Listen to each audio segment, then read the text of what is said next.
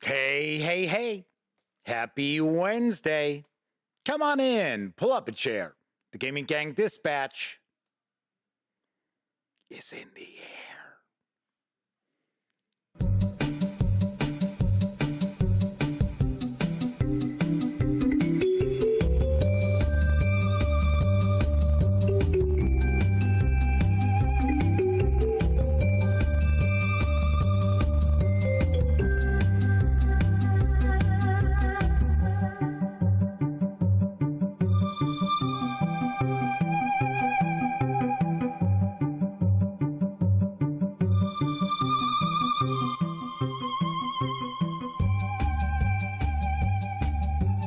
Howdy, gang, and welcome once again to the Duct Tape Studios.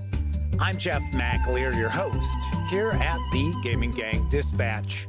Brought to you by, shockingly enough, thegaminggang.com, of which I happen to be the founder and editor-in-chief. So welcome aboard. Tonight is Wednesday, September 27th, 2023. This is live stream number 970. Big 970. If you're not familiar with this show, let me point out straight away, super casual around here, just hanging out, talking about the latest in tabletop gaming news. And then I share either a live first look at a game or I share a live review.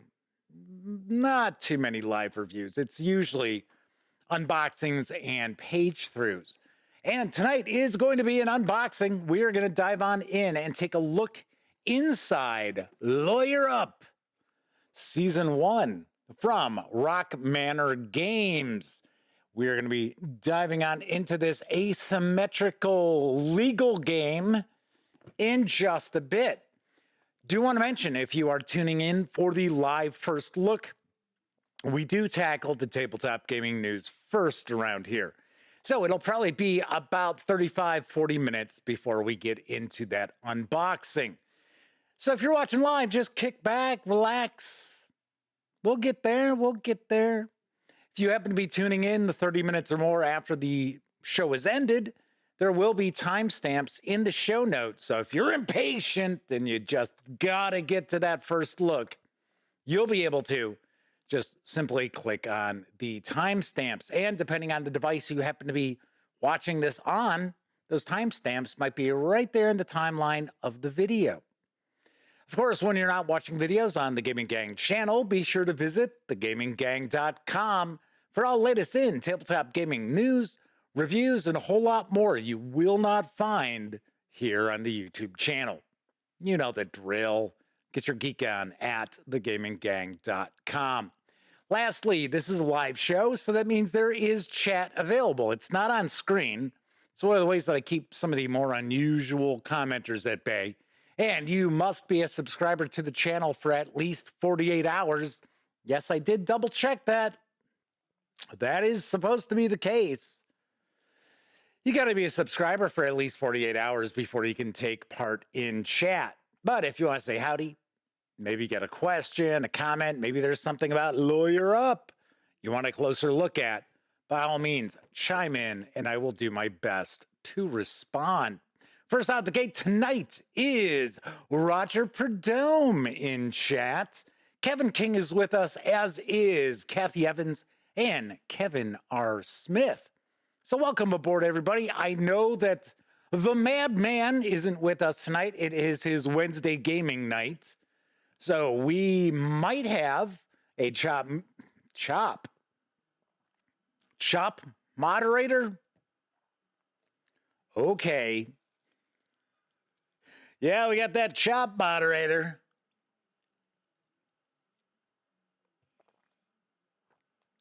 We might have one of our chat moderators with us tonight. Sarah D might be hiding out. We shall find out. Marius Smith says they're here too. Don't forget about them. 245 Trioxin is also with us. And Sarah D does say that she will be the chop moderator for October. Wank, wank, wank, wank, wank, wank. Alrighty, well, howdy everybody. Getting closer and closer to October. Closer and closer. Got you saw that last night. I decided, I'll put those up. All right, so let's jump on into the news because I've got a jam-packed show tonight. First of all, making its way into stores next month from Facade Games is Hollywood 1947. Here's what I know. The year is, oh, you guessed it, 1947, and you are a member of the thriving movie-making industry of Hollywood. However, it is suspected that there are communists hiding among your small production studio, slipping unpatriotic messages, themes, props, and lines into your movies. Will you be able to find all the communists before the studio is shut down? Or will you be suspected yourself and banned from the industry? It was called Blacklisted. You could have thrown that out there. Blacklist. In the game, each player will secretly be a patriot, communist, or rising star. I guess rising stars didn't have a political affiliation. Each round, every player will have a unique job to perform, such as the screenwriter, gaffer, director, actor, editor, etc. These jobs will affect what kind of movie is getting made that round, what cards are in players' hands, and who will receive special information. Players can choose to skip their jobs to instead re-roll any two of the dice in the game. At the end of each round, the players with stars showing on their dice will get to add a card into the movie. The added cards will be shuffled, one will be removed, and the rest will be revealed. The team with the majority of revealed symbols, including the symbols on that round's movie poster, wins the round. Indicate the winning team for the round by placing that team's matching film strip over the movie poster. The first team to win 4 rounds wins the game. The rising star plays both sides by trying to make the game go to 7 rounds and making the 7th round a tie. Hollywood 1947 is a social deduction game. You must never show your cards or loyalty to anyone, but you may say whatever you'd like about the cards you put into a movie or about your true alliance. Open discussion about which cards were added into a movie is encouraged. However, if you are a communist or rising star, lying will often help you accomplish your goals since the majority of players will be patriots. That's a wrap. Most players get the hang of the game after only a few minutes, so let's go make some movies. But be careful who you trust. Hollywood 1947 is the 5th standalone game in the Dark Cities series by Facade Games. Previous games in the series include Salem 1692, Tortuga 1667, Deadwood 1876, and Bristol 1350. Hollywood 1947, once again, is for 1 to 9 players, ages 14 and up, plays in around 20 to 40 minutes. It's going to carry an MSRP of $24.99 when it makes its premiere October 18th. I believe we are seeing some pictures from the deluxe edition of Hollywood 1947. I believe this successfully kickstarted. So there is a retail edition and a deluxe edition, but those little gold icons, I think that's from the deluxe edition. Kevin King says, curiously, this Hollywood 1947 game is probably as politically charged as now as it would have been then.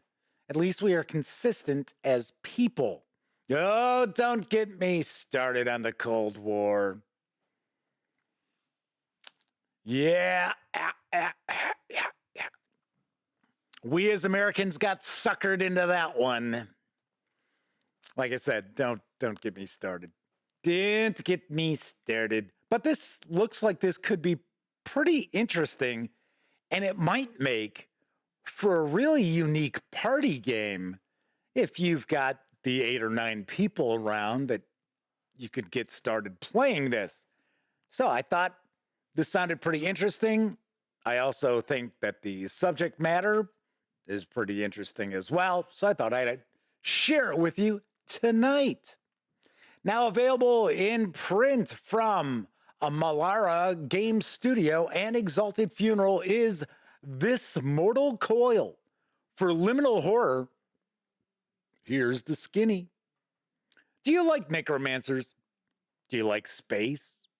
Would you like to play a necromancer in space? In This Mortal Coil, you play a space traveler turned necromancer on a quest to achieve eternal life by constructing a magical device known as an anchor. Anchor? Those aren't very magical. You'll create undead thralls to do your bidding, gather energy to power your quest by harvesting living creatures, and master the forces of the Negaverse. Along the way, you'll explore fantastic worlds, battle terrifying creatures, and negotiate with cosmic horrors to unlock the secrets of immortality. This Mortal Coil is both a standalone science fiction setting / rulebook for liminal horror and a toolkit for incorporating necromancy and space travel into your own liminal horror, cairn, or other Into the Odd inspired games. The 140-page A5 formatted game book contains the complete rules needed to play, a map and description of the Alfargerie solar system, new character creation options, 10 spacefaring backgrounds, 10 horrifying fallouts, new equipment suitable for a space horror game, rules and spells for all your necromantic undead creating needs, rules for ships and space travel, guidance for the facilitator about creating adventures, spark tables and sample facilitator characters, 12 nightmarish creatures, and a new group of dark and malevolent magic items. The 140-page A5 size hardcover can be had over at Exalted Funeral for $40, or you can grab just the PDF alone over at Drive-Thru RPG for $20. Of course, as I had mentioned last night, I am going to look to share as many like horror-themed, spooky sort of games with you prior to the week of Halloween, unlike other outlets. So if anything happens to catch your eye, then you can go out there and get it and actually receive it before Halloween in case you would like to play it or run it on Halloween. Isn't it crazy how it works that way? It's like I always sit there and I think to myself, why is this company doing a Kickstarter in early October for like a horror game or whatever, and it's going to ship like the following August? And yes, I get it. People's minds are on Halloween in October, but to me, it would make more sense to have it in people's hands in like September, right? Because then they're like, oh, hey, so it's going to ship out in September. I would have it for Halloween. Nice. I don't know. I just don't know. On to the next news piece. Mutant Year Zero Ad Astra is now available for pre-order from my friends over at Free League Publishing. Here's the scoop. Through the tiny portholes of the space capsule, you see the city hanging weightlessly beneath the stars, like a huge hanging mobile over Earth, the poison cradle of humanity. Drawing closer, it becomes clear that there is something wrong with this star city. You float past large holes, torn wires, and cracked satellite dishes. It seems the apocalypse reached all the way to the heavens. Free League Publishing is thrilled to reveal the upcoming expansion Ad Astra for the award-winning post-apocalyptic tabletop role-playing game Mutant Year Zero. Ad Astra takes the player characters from the devastated surface of Earth into orbit, out into the solar system, and perhaps further still. Ad Astra can be played standalone or a direct continuation of the Path to Eden campaign in the Mutant Year Zero core rulebook. The campaign book also includes rules for playing Mutant Year Zero in space and an overview of the solar system with ideas for further adventures. Ad Astra is written by Jens Alm and illustrated by Kim W. Anderson, award-winning comic book writer and artist. You can pre-order the hardcover of Mutant Year Zero Ad Astra. You'll also receive the PDF immediately. Or, as Tessie Trekkie pointed out last night, it took 15 minutes for him to get it. So it's pretty close to immediately. Anyway, the pre-order price as of this moment, got to remember that Free League Publishing is out of Sweden, so there's that exchange rate. $36.02. Don't forget that 2 cents. The PDF is not out yet, but I am sure within the next few days it will be available over at Drive-Thru RPG. I'll take a guess it'll be running about $19.99. Sweet. Something else I want to point out is as far as I understand, all of the previously released Mutant Year Zero hardcovers are being reprinted. So if you have missed out on Mutant Year Zero in the past, now is an opportunity to get right on board. In fact, they're even reprinting Mechatron, which has been out of print for quite some time. So I thought that was very, very cool. I do understand that this has taken a long time to come out, that this was expected quite a while ago. But once again, COVID slowed down a lot of the process for many, many game companies. Sean O'Donnell is with us, as is Flaming Huron, another of our chat moderators with us from Australia. Welcome aboard. Let's move on to my final news piece. October is going to see the hardcover release of Warhammer Fantasy Roleplay Archives of the Empire Volume 3. Here's the latest. Archives of the Empire Volume 3 is a diverse collection of fascinating articles. This time, Isabella turns her attention to the activities of merchants and the folk worship common to many rural corners of the Empire. Several minor faiths are explored in new detail, and forgotten beliefs are brought under scrutiny. The archive contains legitimate business enterprises, a guide to setting up a business enterprise in the Empire with detail on how to make a profit and grow from humble beginnings to a mighty concern. The cult of Hendrich, god of trade. Merchants throughout the old world seek Hendrich's blessing in their dealings, but his cult is a new one, and his priests are rarely encountered outside Mirienberg. Folk worship and hedge magic. The beliefs and traditions of those who live in the rural areas of the Empire are given scrutiny. The Old Faith is a tradition of the ancient folk who lived before the coming of Sigmar, and which has now faded in relevance and power. The practice of hedge magic is described in detail with several new spells. Minor gods such as Khan, I don't know if that's how it's pronounced, are discussed.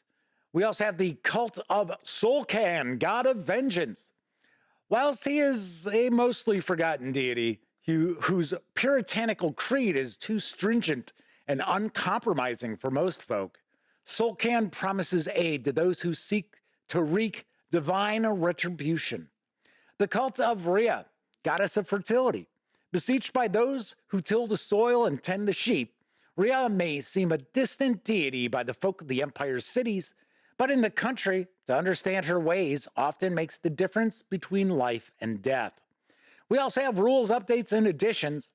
The archive also includes new rules for different designs of armor, more minor magical effects, animal familiars for witches and wizards, updated starting skills and talents for characters from the various districts of Altdorf, and Lord Adalbert Not Itzel, a quixotic champion of the Jungfreud cause.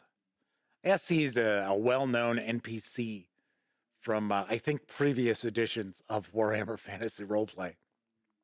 At least the name's not ringing a bell for me.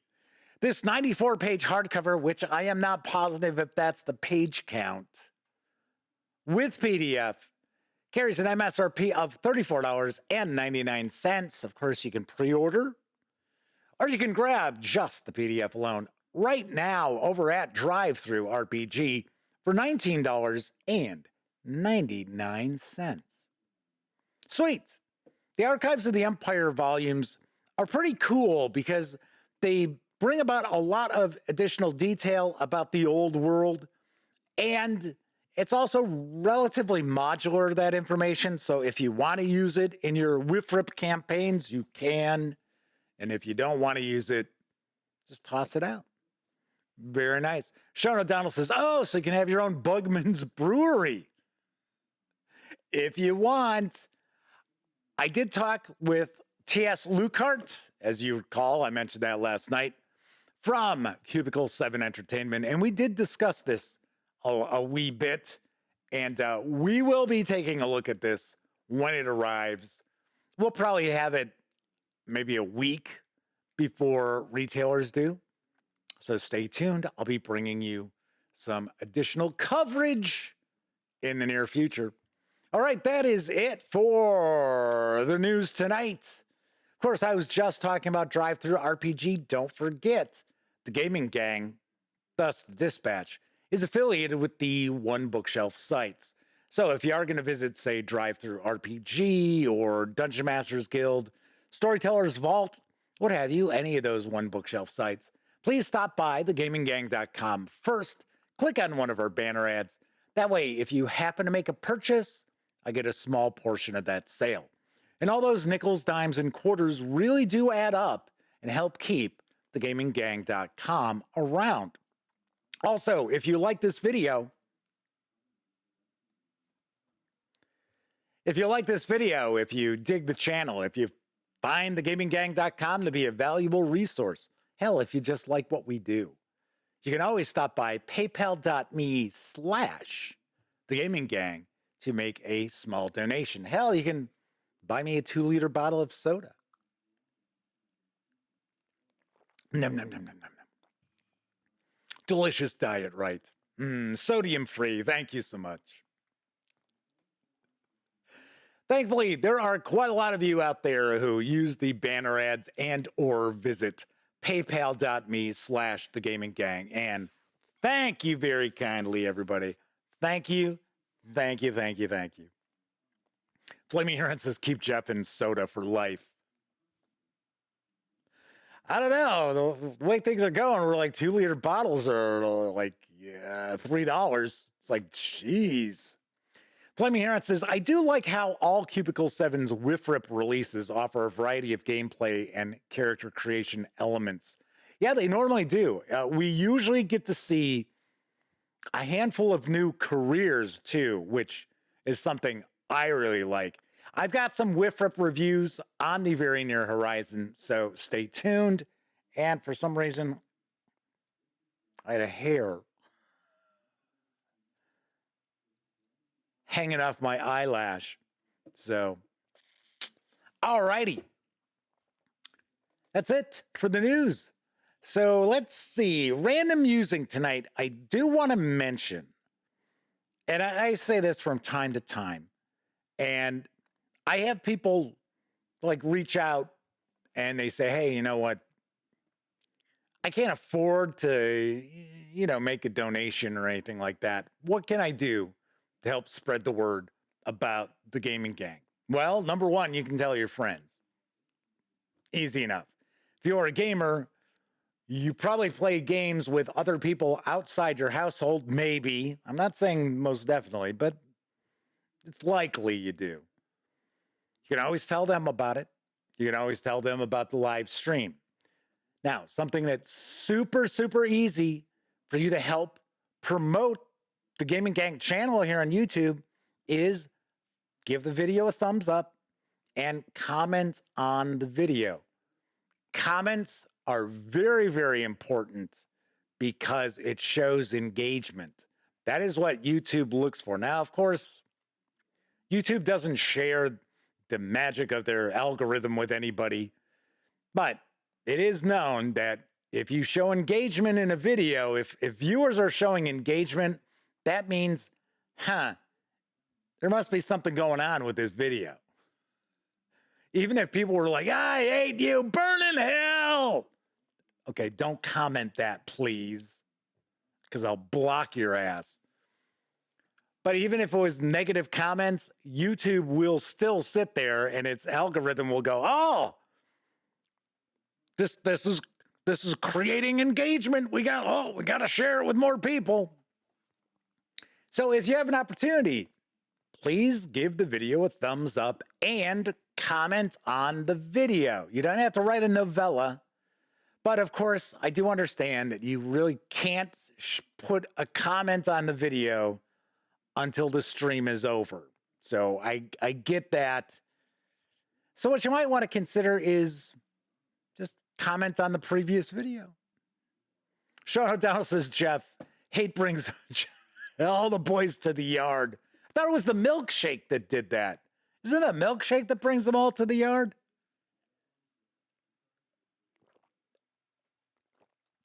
Sean says, playing Wifrip versus 40K Wrath and Glory.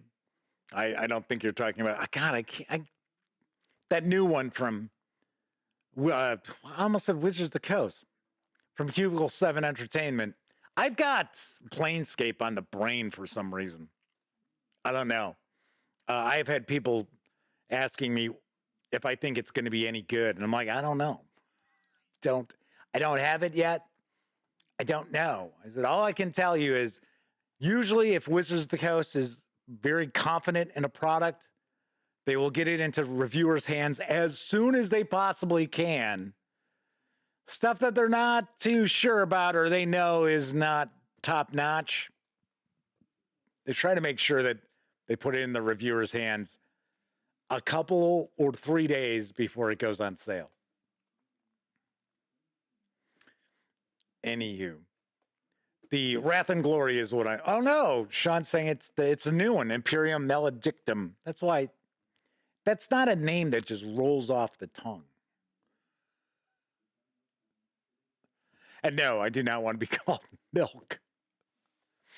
Mr. Marbello's in chat with us with a super chat. Super chat. It's about as close as I can get to super car, which I never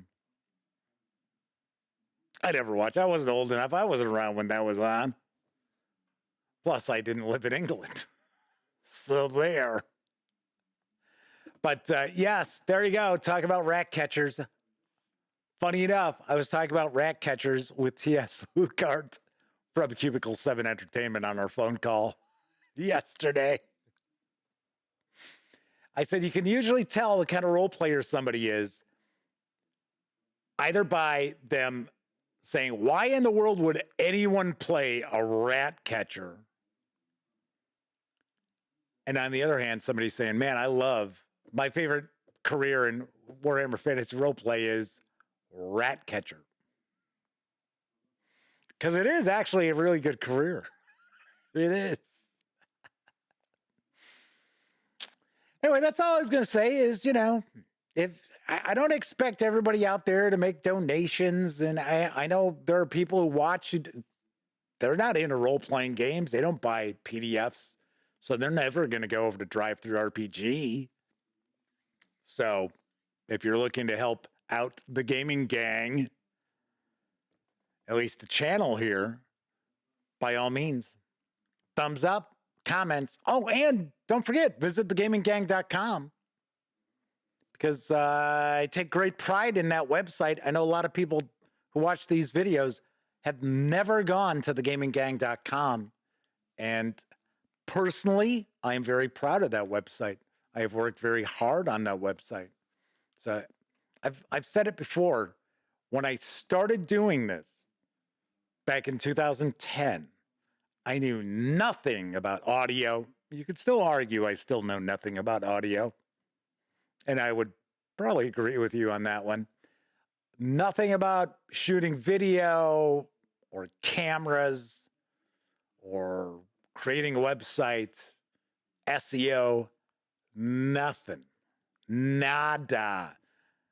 I was pretty tech savvy, but I had never done any of that stuff. So yeah, so I am very proud of that website. So Sean O'Donnell says, I'm functionally deaf, so you're doing all right on audio. I can't really like joke about that. So sorry to hear that. No pun intended on that. Man, as soon as I said that, I was like, ooh, that's not. It's like if someone was blind, I would definitely not want to say, oh, good to see you. Don't know. To me, that'd be just kind of cringeworthy. Maybe it's just me. Alrighty. So, as I mentioned, today we're going to be taking a look at Lawyer Up from Rock Manor Games. But before we do that, I think it's time for a brief intermission. It's intermission time, folks. Time out for a delicious snack in our sparkling refreshment building. Every item a fresh, appetizing taste treat.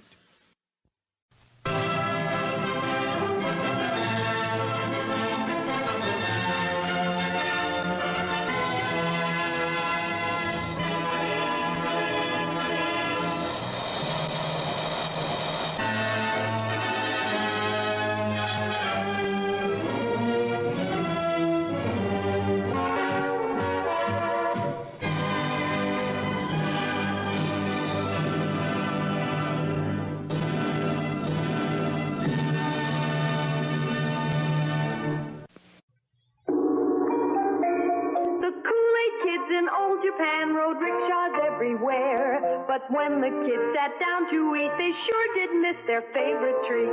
Kool-Aid, Kool-Aid, tastes great. Wish we had some, can't wait. A story man who heard the kids then clapped his hands and said, Hi, Kool-Aid keeps me very wise. Stand by, please, for big surprise. Kool-Aid, Kool-Aid, so great. Once you tried it, no can wait. Honorable Kool-Aid, most refreshing, much loved by whole family. Father, mother, Japanese boy, Japanese girl, a package make 2 full quarts, cost only 20 yen, just 5 cents, with lots of ice, so nice. The Kool-Aid kids are off again to visit other lands. Be sure to join them when they do. Join them in some Kool-Aid too. Kool-Aid, Kool-Aid, so great. Once you tried it, no can wait. That's your 4th cup of Wilkins instant coffee. Haven't you had enough? I refuse to answer. Why? I'm taking the 5th.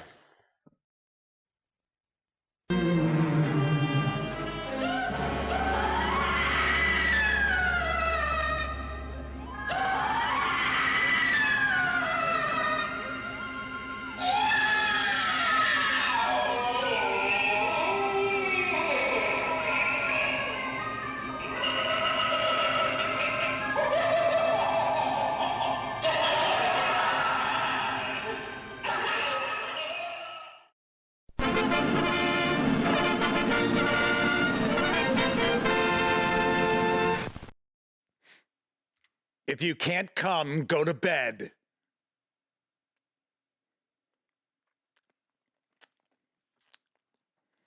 Yeah, okay.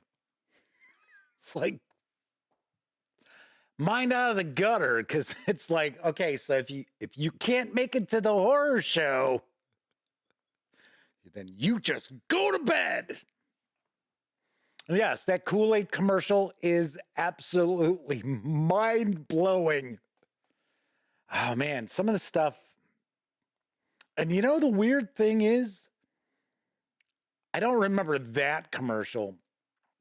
But as a small kid, I remember a commercial like that. I remember the Kool-Aid twins. And it was sort of that kind of stuff. Very, you know. Well, you know, I don't necessarily want to say racist, but just super, super poor taste.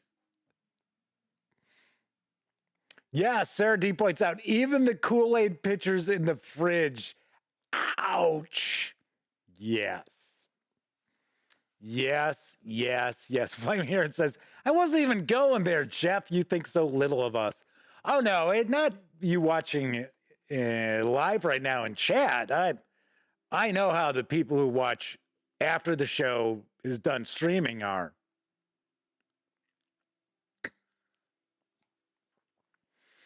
Tonight, we are going to be taking a first look at Lawyer Up from Rock Manor Games. It's designed by Samuel Bailey and Mike Nade. I think that's how his last name is pronounced. With artwork and graphic design provided by Vincent Christians, Sean Simmons, and Matt Zeilinger. I apologize if I mispronounced anybody's name there. This game is for 1 or 2 players.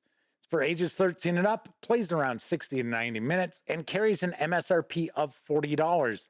I will mention, I did notice today, right now, I don't know how long this will last. This is available if you order it from Rock Manor Games for $25. So keep that in mind. Let's swing on over to the other camera because here I've got Lawyer Up. Let's get the shrink wrap off here.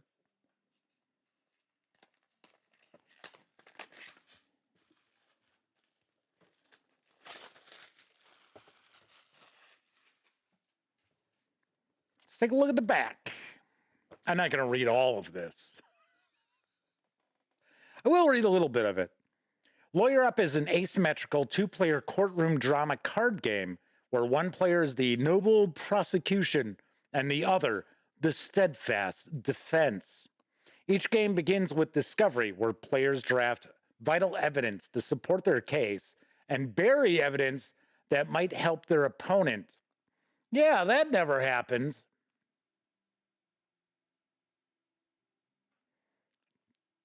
I'm just letting the weight of all that sarcasm just sink in. Next comes a trial where players call witnesses and play powerful arguments along with the evidence they drafted into their examinations. To form a coherent line of questioning, players will need to chain together their cards by matching bias symbols. The player can best examine the witness will spend influence to sway the jury to their side. Every game is different, but the lawyer with the best case and most convincing arguments will be sure to get the verdict they are after. And yes, so we have a case about art forgery, murder. It's like we've got mafia, and then the witch trial. Pretty wild. So let's take a peek. Sean O'Donnell says, does it have the Chewbacca defense?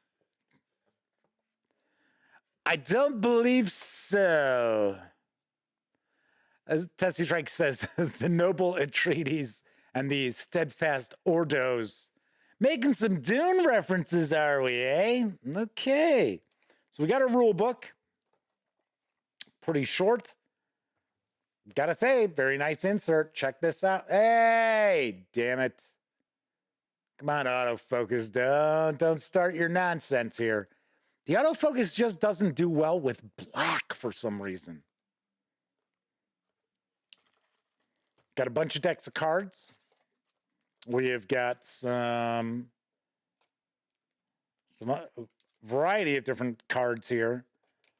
We have some a tracker for the defense. Interesting. Dice. Damn it. All right. Hang on a second. I'm going to lock the focus in.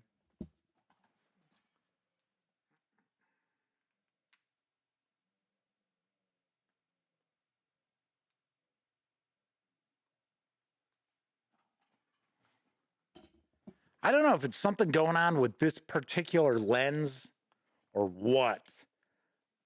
This is the only zoom lens I've got. So the other lenses I have are all just prime lenses. So we've got these tokens here. Some dice. What do we have here? Oh, some discs. All right. So we'll take a peek at those. I will zoom in when we start looking at the cards and this stuff here. In fact, you know what? I will just zoom in now because all this stuff is pretty small, including the rule book. So let's do that so that stays open so I can make sure the focus is okay. Man, what a bummer.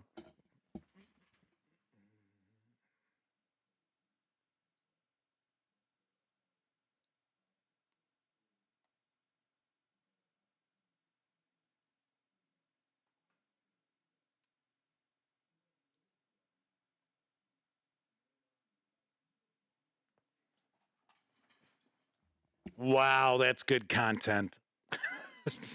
Son of a. All right, let's take a look at the rules here. Hey, it's a live show. What can I tell you? What can I tell you? That's why you notice when I do like first looks at role-playing game books and that, never problem with the lenses, because I just use a prime lens at a specific focal length, and that's it. Lawyer Up is a two-player courtroom drama card game where one player represents the, once again, noble prosecution and the other the steadfast defense. So it looks like this is just simply the same thing from the back of the box. So there is a bias. Most cards in Lawyer Up feature a bias symbol. The symbols highlight elements that can tie witnesses and jurors to specific types of arguments and evidence that players are presenting in court. So we have evidential, logical or factual, emotional, reputation, morality, bureaucratic, justice, corruption, nefarious. So we generate influence, sway the jury, showing us how to set things up. So it does not look like we've got any sort of a board here. So we must have the jury as cards and things like that. Kevin King asks, can I draw a fact-finding card and lose a $3.4 billion?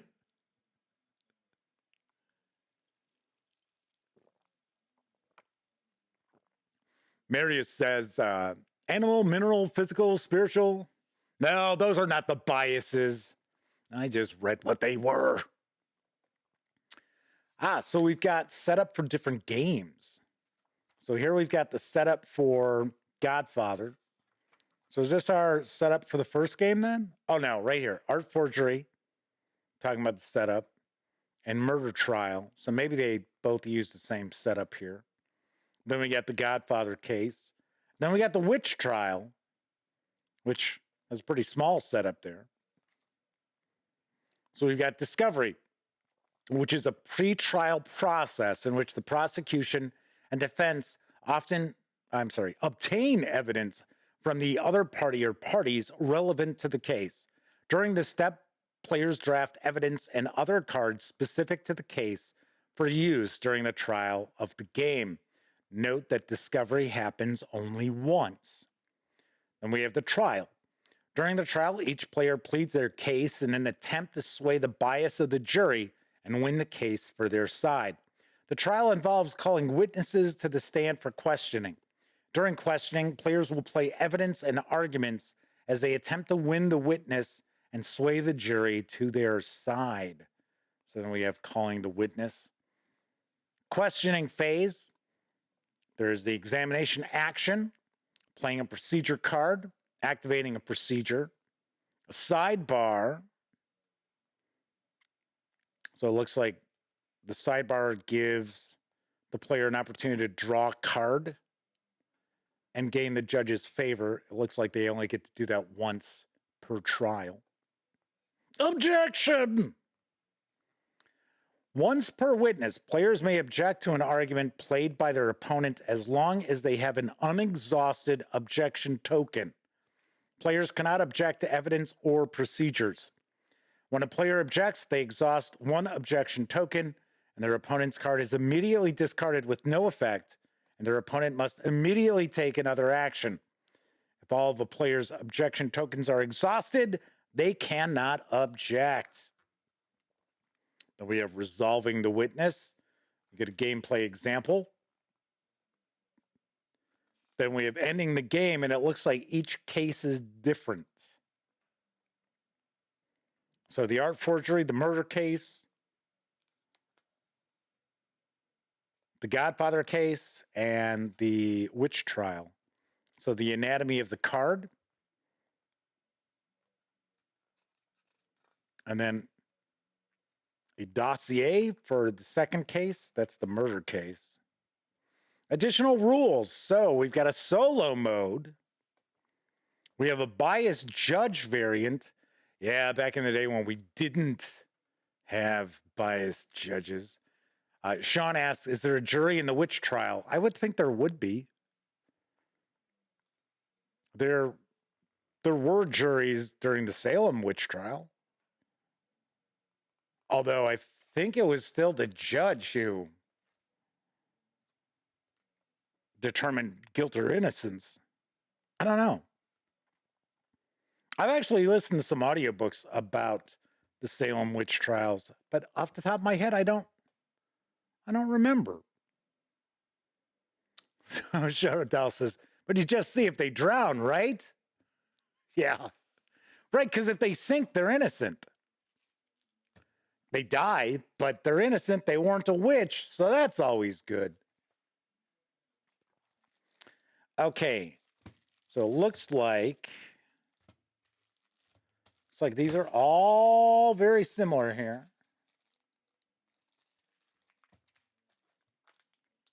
So let's take a look. There it is. So here we've got it's two trackers. I was going to say, how come there's only a tracker for the defense? So we get a tracker for the defense and the prosecution. And got to point out, these are actually pretty nice. Pretty nice cardstock. Okay, so we've got that. Then we've got our cases. So this just has artwork on them, and it's the same on both sides. Art of the Crime, Fairmont Tragedy, we've got prosecution, defense, case 2, The Godfather, and case 3, Witch Trial.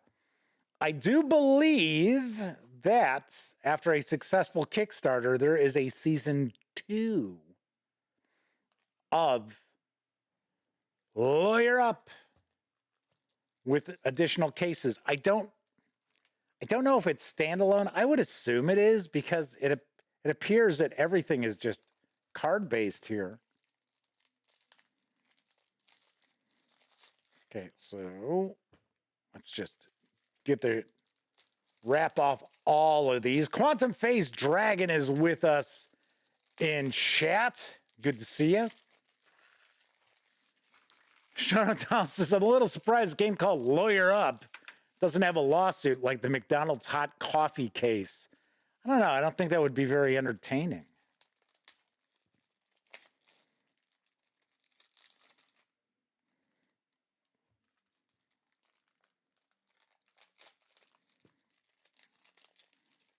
All right. So we got all of that out of the way. Good thing we've got the special insert in that box. Okay, so we've got these little cards, and this is what I thought we would be doing. We'll use these as set up. So these look like our jurors, where we're trying to sway them, right?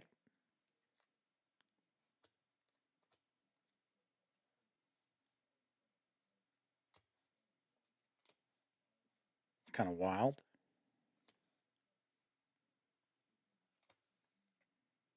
I don't know if this is supposed to be a point value or something, but as you can see, number 5 here is different than number 5 here. They're just showing like their location in the jury box. Huh. Interesting. So we utilize those. Now these, okay, they all have the same backing. Shakedown, jury tampering. Yeah, I figured that. Got to have some of that. Clip 'em. Swim with the fishes.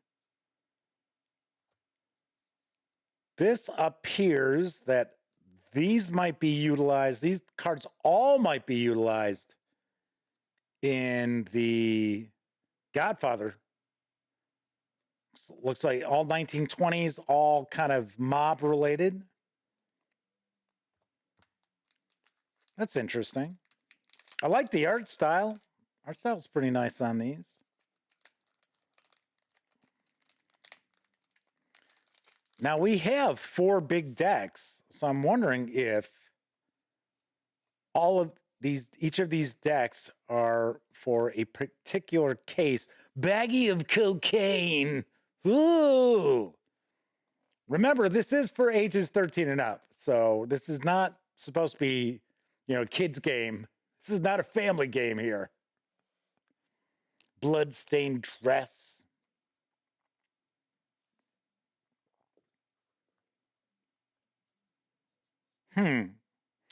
So these are the icons to tell us what we're looking at as far as the bias. Wasn't it bias?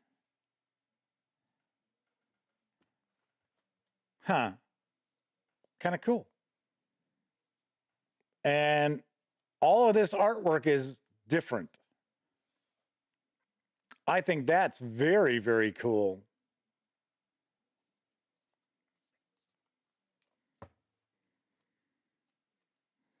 Just kind of curious. Oh, I see. There we go. There's our case number. I was like, oh, where do we determine what case this is for? But there it is. Right there. Okay. So, a lot of cards in each of these decks. Looks like we've got some player reference cards. Our judges. Oh, wow. We got different judges. That's pretty wild. There's our judge for the witch trial, obviously enough. That's from The Godfather. And these are from the modern. I bet you those are supposed to be European judges. Because American judges dressed like this. Oh, look, it's Samuel Ito.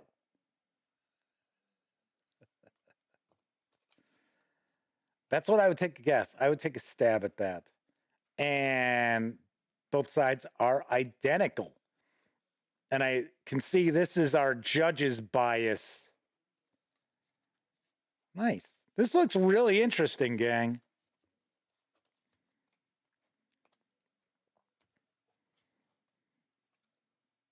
So here's case 2. So case 2 has special backing on it.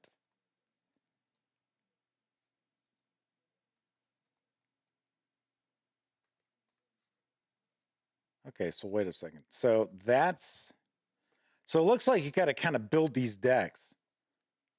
Because these are showing, no, these are all the same case. It's like that case 2. Right? So there's that. Let's take a look at some of this. Yeah, there's the other case. The art, I think that's the art forgery case. Oh no, that's the murder case. Case 1, because it's case 0, I think is that. This is kind of cool. It's like strategy for a short game, strategy for a normal game. Huh. And then it tells us, okay, case 1, Fairmont tragedy, and then it gives us the background of the story, what's going on. And there is a different color to the backing here for this deck, but the other decks, the coloring looks the same. Okay. So these are the witchcraft trial cards right there. So it's going to show us that These are all, no, maybe not. These are modern. Oh, okay. I think I get why the backing is different. These are witnesses. Jacqueline Stardust. Ooh, she's the one who's got that baggie of cocaine. I betcha. I betcha. These are the Godfather. I kind of get a kick out of how there's different art styles as well for the cases. At least the two modern cases looks like they're the same. But with the Godfather and the Witch Trial, and once again, all unique cards. Very cool. And you can play this solitaire. All right, so these are for case number 1. It's like evidence. Get arguments. Maybe these are separated by types of cards, because that's case 2. Still case 2. Case 3, withered crops. Yes, that was always the indication of a witch. Crops dying. Animals dying. Sick animals. Dying animals. Ooh, blasphemous book. Is that what we just saw? And it looks like every one of these cards also have flavor text. Wow, I am really, really impressed by this. All right, what do we got last here? Okay, some more evidence. So this is case 3 and 4 is what I'm going to take a guess. Oh, we get arguments.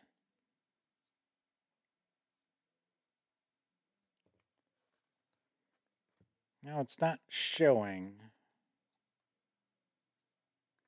a particular case for these, but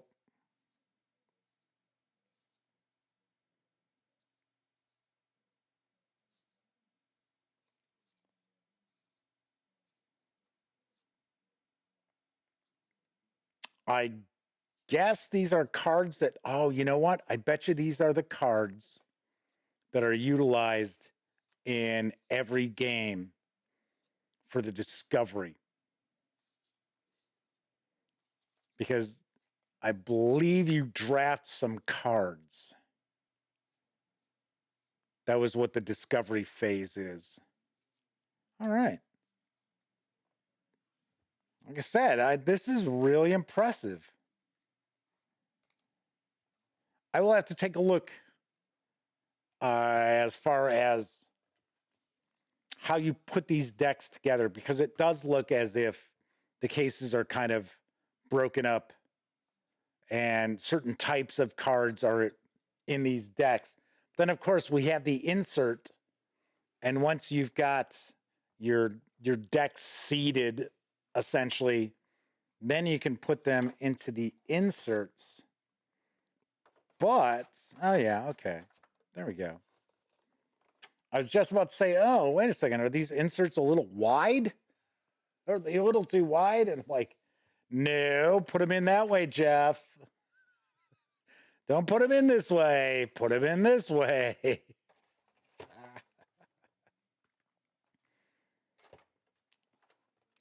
I'll tell you what, my sister-in-law, Dawn, is not, she's not a huge gamer. I mean, she'll play games, but this is probably something that she would dig, because she's one of these, one of her favorite shows is Murder She Wrote, which we've discussed this time and time over and over. Jessica Fletcher's the murderer. Everybody knows that. It's like all these people die when she's around. Come on, man. Nice. I guess we could take a quick peek at these tokens. So far, a pretty short show. Well, short show for my shows. So I'm taking a guess that we might have some objections. These might be some objection tokens. And it looks as if these are bias tokens. And it's pretty small dice. I've seen smaller dice, but these are pretty small dice. Very nice. I'll tell you, for $25 right now, that's looking like this is a smoking deal for this game. Even at $40, it seems pretty substantial. And keep in mind, you can replay the cases. It's not as if these are one and done cases. It's not like some games where, like a mystery game, where you'd be like, okay, well, we solved the mystery, we're done. Nope, lawyer up. These cases are all replayable, and they're going to be different every time. Kevin R. Smith says, that is a bargain. Yes, it is a bargain for you. Kevin R. Smith is pointing out they were in middle school in the early 1980s. Early 1980s, I was in high school.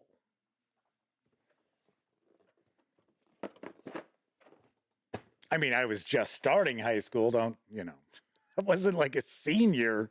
Yeah, I was a senior in 81. Now, that was my freshman year.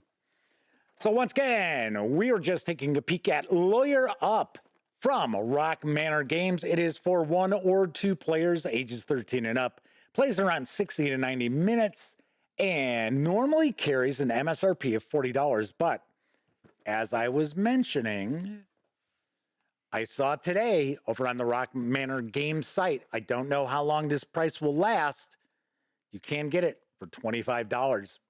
Pretty sweet deal. And of course, I will have a review of Lawyer Up in the very near future.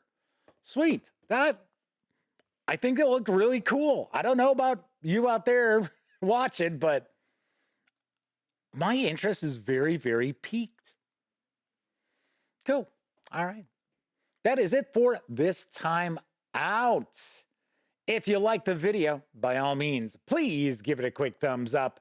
Subscribe to the Gaming Gang channel if you haven't already. And if you do subscribe, don't forget, ring that bell, because it'll not only let you know when the Dispatch streams live Tuesday, Wednesday, and Thursday evenings on YouTube at 7 p.m. Central. I'll also let you know when I upload other videos, such as my upcoming review of this and what is it? A Wicked Secret and Other Mysteries. I almost said the other book, the other adventure book, which I am in the middle of reading. Season of Mysteries or something. Yikes. Anyway, this is a Wicked Secret and Other Mysteries. This review will be up later on this week. And of course, if you missed it, check out my review of The Conspiracy for Delta Green. It received a rarefied 10 out of 10. If you're curious about what we're taking a look at tomorrow, we're going to take a look at Severed Fate from Smoking Dung Games. No joke. That is really, really its title. Flaming Heron says, is it Vesson or is it Wasson? I'm told a variety of different pronunciations. So before I do my review, I haven't shot it yet.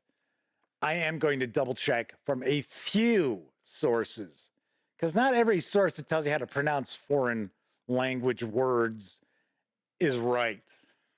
So anyway, I believe this is a D&D adventure. I think it's for a D&D, actually. I think it's old school. And we will be taking a peek at this tomorrow. On Tuesday's show, we're going to dive on in and take a look at Maximum Apocalypse, which is also from Rock Manor Games. This is a pretty heavy box, too. I got to point that out. I believe this is the second edition that we're going to be taking a look at. It's a new edition that's come out. And then a week from tonight, it's not really a war game, but it is from Victory Point Games, or the new version of Victory Point Games. We're going to take a look at the trial of Louis Rial, I think it is. Oh my gosh. Just think about it. 2 legal games back-to-back Wednesdays? It's Courtroom Wednesdays! No, it's not. And yes, it is Louis Real. So we will be taking a look at that a week from tonight. And then a week from tomorrow, I'm not sure yet. I am not sure. We're supposed to have, well, I guess I won't be seeing it next week. I was going to say, we're supposed to be seeing the Savage Worlds releases, a trio of releases from Pinnacle Entertainment Group. I almost said Pelgrane Press. From Pinnacle Entertainment Group, but I think they're not shipping out until next week. Anyway. Flaming Heron says, I really need to play Ace Attorney now. I've never played one of the Ace Attorney games, but I know there are like loads and loads of them out there. Anyway, we'll figure something out. We'll take a peek at something a week from tomorrow. Don't you worry. All right, if you were watching live, thank you very much. I always appreciate you taking time out to hang out with me. If you took part in chat, an even bigger thank you. Big thank you to Mr. Marmello for his super chats. Super chat. Anyway, if you took part in chat, thank you very much, because not only are you keeping me company, keeping each other company while I'm unboxing a game or paging through a book. Of course, I know a lot of you out there, you don't have an opportunity to watch live. Doesn't matter if you're watching live or on Memorex. Thank you very much for taking time out of your busy life to watch any of the videos here on the Gaming Gang channel. I will be back tomorrow. Once again, I'm Jeff McAleer, and here's hoping all of you out there get to enjoy plenty of great gaming with your gang.